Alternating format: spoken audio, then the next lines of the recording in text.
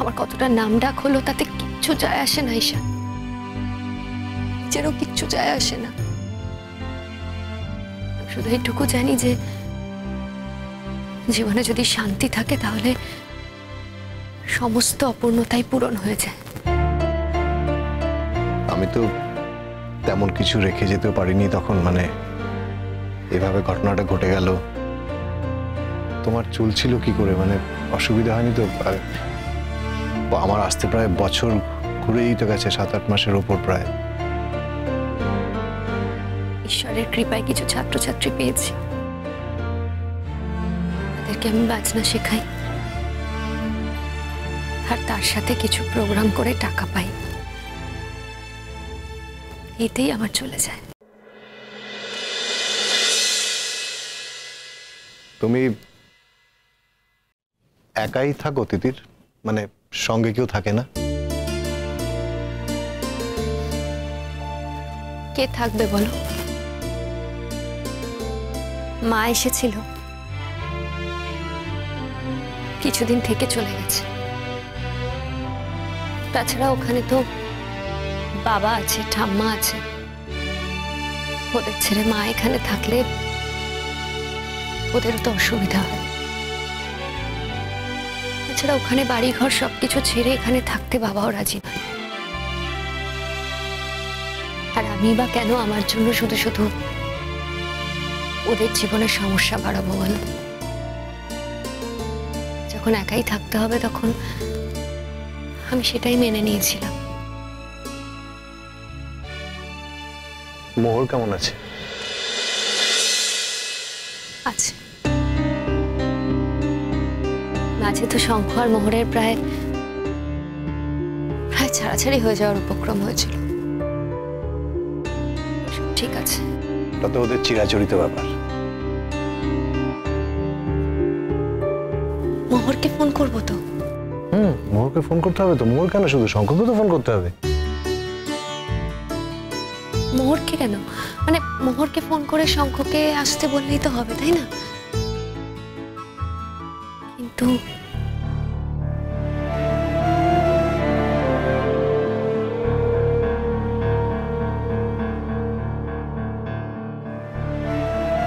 কিন্তু কি তিতির? সিঁথির সিঁদুর মুছে ফেলেছ তো, আবার পড়তে হবে সেটা।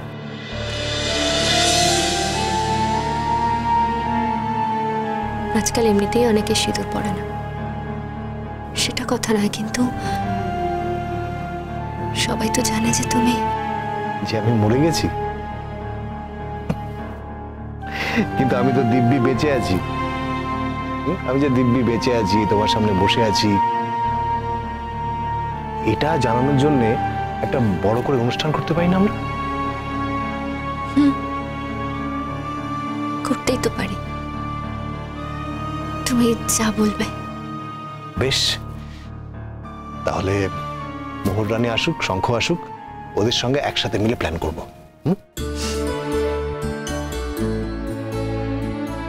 কিন্তু তুমি অনেক রোগা হয়ে গেছো ঈশান। তাই? আসলে অনেকদিন পর দেখছো তো, তাই এরকম মনে হচ্ছে।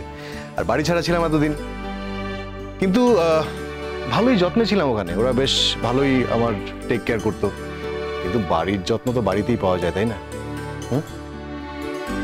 বসো না ঈশান, একটু গল্প করি। এখন তো সারা জীবন তোমার সাথেই আমি গল্প করব, সারাটা জীবন, কোনো তাড়াহুড়ো নেই। এই, তোমার খিদে পেয়েছে না? অনেকটা জার্নি করে এসছো তো।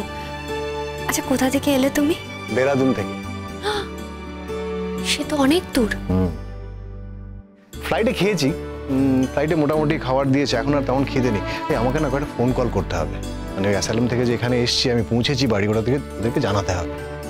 ওরা হয়তো তোমার সাথে কথা বলতে চাইবে। সেসব পরে হবে, দাঁড়াও, আগে আমি তোমার জন্য খাবার নিয়ে আসি। দাঁড়াও না আমার সামনে কিছুক্ষণ, তোমায় দেখি, একটু ভালো করে দেখি তোমায়। কতদিন দেখিনি, শুধু তোমার মুখটা কল্পনা করেছি, সারাক্ষণ তোমার কথা ভেবেছি। একটু থাকো না আমার চোখের সামনে, একটু ভালো করে দেখি তোমায়।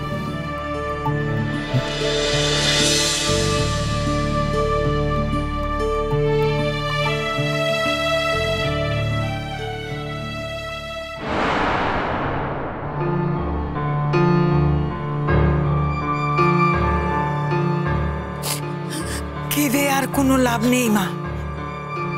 ও মেয়ে যখন বুঝবে তখন দেখবে ঠিক ফিরে আসবে। কিভাবে মেয়েটাকে ব্রেন ওয়াশ করলো বলো তো? তুমি আমাদের ছেড়ে থাকতে পারবে দিদি ভাই? আমাকে তো কেউ ভালোই বাসে না। আমি চলে যাওয়ার পরে তো নতুন একটা বেবি আনবে, তাকেই তোমরা আদর করবে। কি সব বাজে বাজে কথা বলছো? এসব কথা তোমার কে বুঝিয়ে গেছে? তোমার মা বুঝিয়ে গেছে। তোমার মায়ের কথার মূল্য আছে, আমাদের কথার কোনো মূল্য নেই। আমরা তোমাকে ভালোবাসি না। তোমার কাম্মা, তোমার সোনা মা তোমাকে ভালোবাসে না। না, আমাকে কেউই ভালোবাসে না, আর ওরা তো আমাকে ভালোই বাসে না। আমি যখন চলে যাব দুদিন পরে তো ওরা একটা বেবি আনবে। বাবার সাথে আর কথা বাড়িও না। ওকে আমি নিয়ে বেরোচ্ছি, ওকে আর মায়ের কাছে দিয়ে আসবো। পারলাম না, পারলাম না। আমার শুধু এটা ভেবে খারাপ লাগছে আমি হেরে গেলাম মুনিয়ার কাছে। তুমি আমাকে হারিয়ে দিয়ে চলে গেলে মুনিয়া। আমি আমি আমি মুনিয়াকে বোঝাতেই পারিনি যে আমি কতটা ভালোবাসি ওকে। মুনিয়া, মুনিয়া, আমি তো তোমাকে ভালোবাসি, বলো।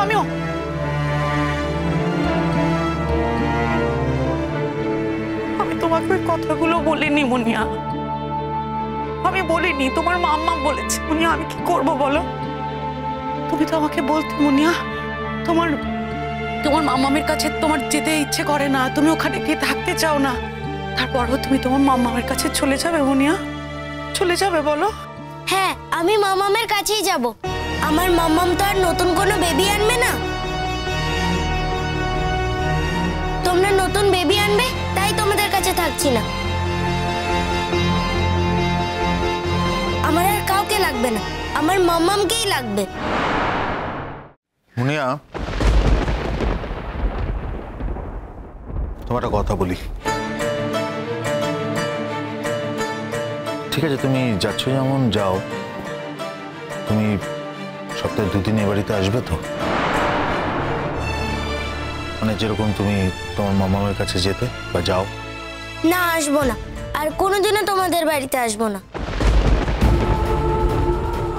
মুনিয়া, মুনিয়া, তুমি কি আমাদের একটুও ভালোবাসো না?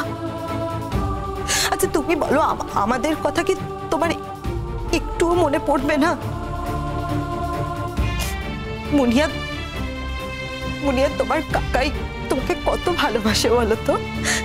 তোমাকে কত জায়গায় ঘুরতে নিয়ে যায়, কত কিছু কিনে দেয়, মেলা দেখায়।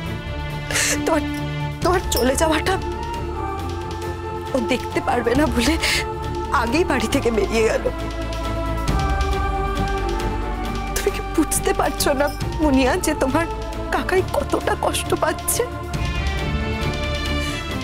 তোমার সোনা মা কতটা কষ্ট পাচ্ছে, আমরা সকলে কতটা কষ্ট পাচ্ছি মুনিয়া, তুমি সত্যি বুঝতে পারছো না? মুনিয়া, মুনিয়া মা, তুমি তো আমাদের বাড়ির একমাত্র বেবি। তোমাকে আমরা কত ভালোবাসি বলো তো? তুমি কেউই আমাকে ভালোবাসে না, আর ওরা তো আমাকে একদমই ভালোবাসে না।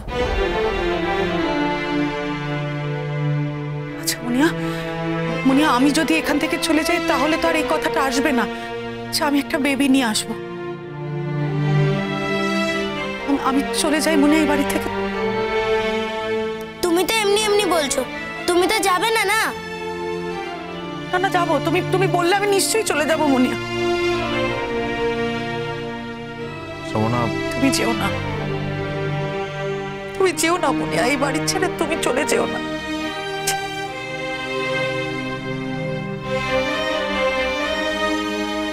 শোনো, শোনো, এখন এসব কথা বলে আর কোনো লাভ নেই। কোনো মানে হয় না। দেখেছো তো, তোমাকে কিন্তু ড্যাডি যেতে দেবে না। তোমরা তো একটা বেবি আনছো, সেই জন্যই তো তোমাকে যেতে দেবে না। আর তুমিও তো আমাকে মিথ্যে কথা বলছো, আমাকে ভোলানোর চেষ্টা করছো। আমি সব বুঝি, আমি সব জানি। মাম্মাম তো আমাকে ঠিক কথাই বলেছে। মাম্মাম এতদিন খারাপ ছিল, কিন্তু কালকে ভালো হয়ে গেছে। তাই তো আমি মাম্মামের কাছেই চলে যাচ্ছি।